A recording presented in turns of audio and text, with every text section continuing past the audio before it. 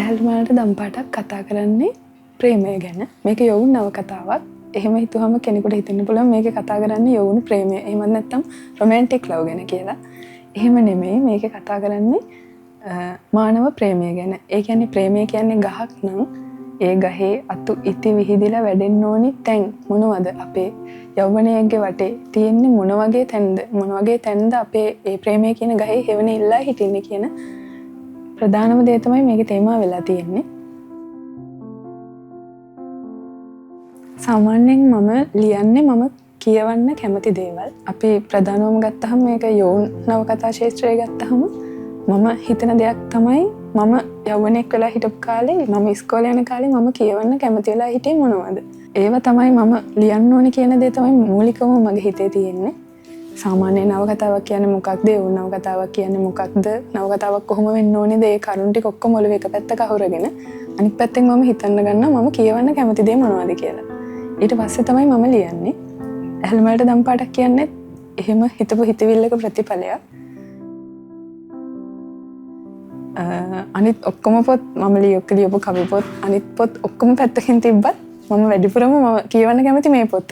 Writers block එකක් ආවම එහෙමත් නැත්නම් හිත කලබල වෙලාවට මම කරන්නේ මේ පොතට අතට අරගෙන පිටු කීපයක් කියවන එක. එතකොට අර හැම මගේ ඇතුලේ හැංගිලා ඉන්න ලියන්න එළියට එන ගතියක් වගේම හිත නිදහස් වෙන ගතියකුත් දැනෙනවා.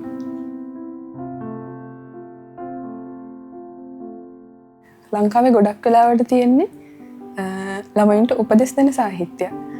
ඇත්තටම ඒ වයසේ ළමයි උපදෙස් අහන්න කැමතිද?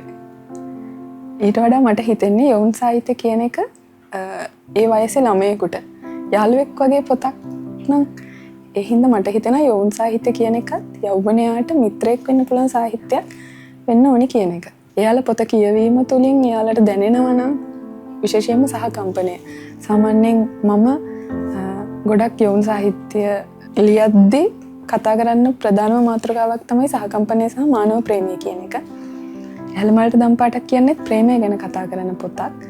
ඒ ප්‍රේමය කියන්නේ සාමාන්‍යයෙන් යෞවනයන් අතර ඇති වෙන රොමැන්ටික් ලව් නෙමෙයි. මේකෙන් කතා කරන්නේ මානව ප්‍රේමය ගැන.